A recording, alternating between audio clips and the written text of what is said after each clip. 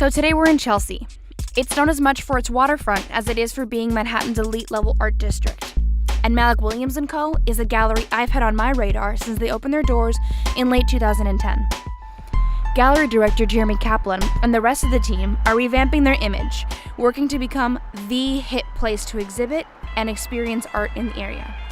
As usual, we have a neighborhood insider who will give us the inside scoop. Today, Jeremy takes on the role. He'll give us a personal look on what it's like to work and play at Mallick Williams Co.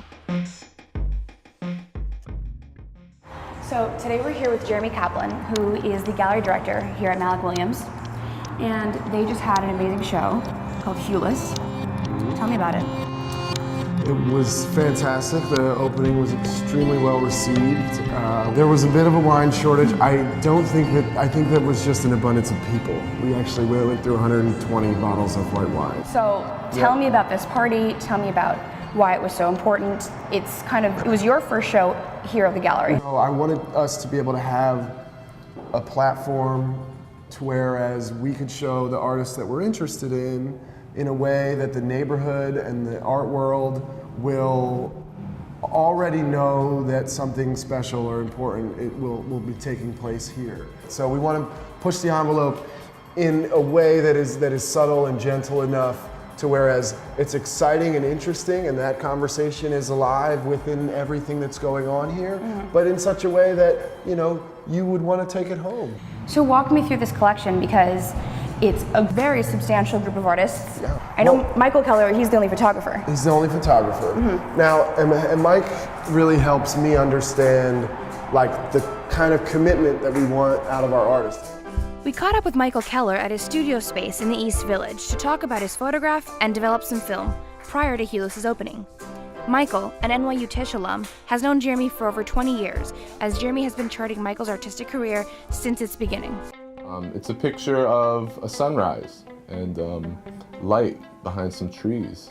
And kind of going on the Hueless idea, it's the birth of light, birth of a new day. Good pictures for me, it's when I recognize a part of myself. How I photograph is I photograph with my body, and I photograph with my emotions. And Mike is somebody that without a doubt, the work means that much to him. It's always meant that much to him. This is his way of communicating the way that he sees the world, and he can address all kinds of issues through it. That's what breaks photography out of the mold of being a picture. It's a square, four corners with subject matter, shapes, lines, and that's what everyone works with. I try to culture myself with an understanding of framing and imagery, through paintings, through all sorts of pictures. So when I'm out photographing, I can just forget everything and just feel.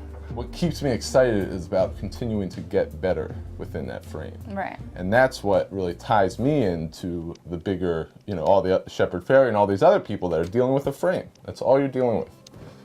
Is photography art? Is it photojournalism?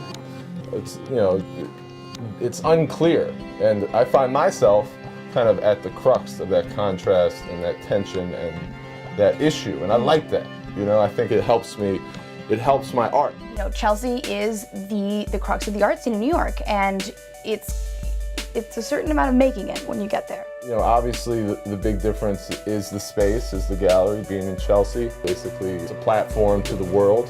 This seems like a new take that what this gallery is trying to do, which is exciting. It's very exciting because it feels like a real movement, especially my involvement with the people in the gallery.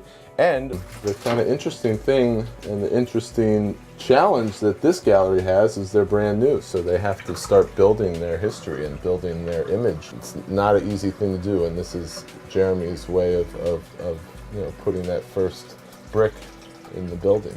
The future we can't control, but we can control now and what we choose to involve ourselves in. Right. In addition to other up-and-coming artists like Michael Keller, the gallery also exhibits well-known graphic artists like Curtis Kulig, who, unlike Michael, began his art career with a combination of love and a simple notepad. We also caught up with Curtis before the show opened. We're here with him in his studio, which is located in Tribeca, and he's going to give us a little tour. Yeah, this is my hangout zone. Right here. The Love Me that you created, how did that come about? I guess starting in a sketchbook. Okay. In like 2005, LA. And has prospered into this. Paintings and stickers and sculptures and all kinds of different mediums. It's kind of everywhere. What I love about Love Me and what I think is quite great about it is that it's quite positive. It's fun, it's cute, it's playful, it's sexy. As far as Love Me goes, it never had any intentions of anything necessarily, so that it has positive feedback is that much more. I'd consider myself an artist. Artist. Definitely not. Period. Yeah. Artist, period. That's cool. Kind of like not really wanting to. Kind of like artist, period. Kind of like artist, period.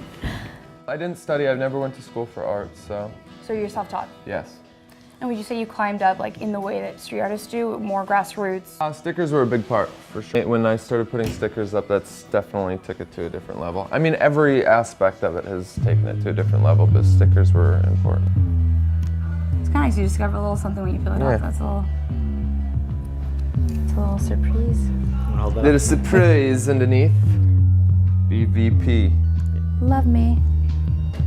It's fun, it's playful. But also the metals have been really good too. I've been into working with that. Like the finished product of metal is just so substantial, it's great. It feels good to finish a sculpture. And the sculpture is bronze? It's made of bronze and it's patinaed black-ish. The neons are the same way though. I have very positive reaction to the neons.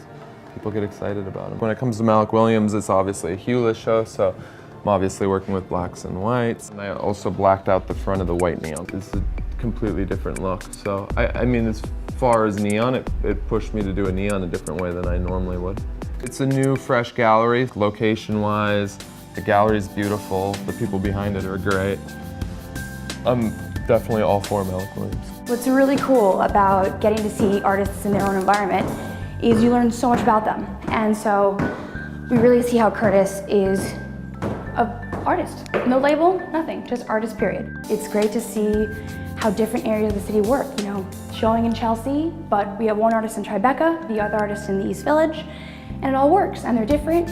But with one show, like the Hueless show, it brings a lot of people together. Did he take this to the next level? The fact that this black enamel that's on top of the neon, the light doesn't shine through it at all, it creates such a nice effect, to whereas the light almost looks like it's behind the plexiglass. Because we're at this location, we keep trying to emphasize to these artists that, like, let's raise the profile. Whatever you've been doing, let's step it up a notch. And he's somebody that's already been at a very, you know, high level, and it goes back to him. I mean, how much does it mean to him to be writing this very honest statement all around the city and in other cities around the country and even the world? I get this feeling that, you know, with each of the artists you have, or you develop a certain relationship, and then that is part of the end result. The credit is due to the ownership, because 3 months put together bringing in these pieces, but it took them a long time to get such a fabulous location and set ourselves up to have as much attention around the gallery as we have. What did you want to separate Mallick Williams from the rest? Well, we wanted it to be fun, first of all, and approachable. You know, you go around to all these other galleries and, you know, they're very staid, they're very austere, and you can't really do anything, you can't talk to anyone.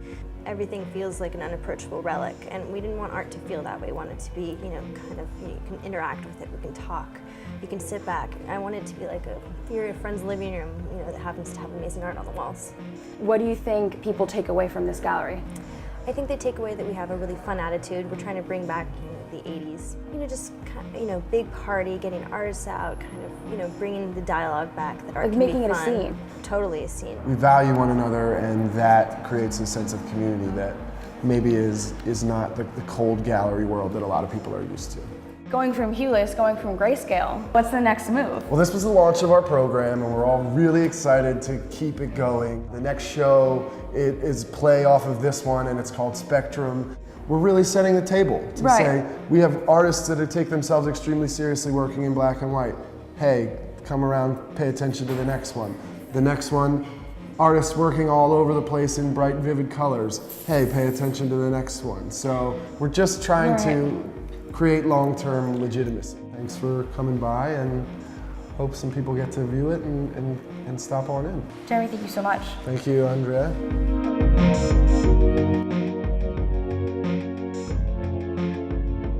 Mallick Williams Co. is located at 11th Avenue in between 21st and 22nd Streets. It is open Tuesday through Friday, 10 to 6, and Saturdays, 11 to 6.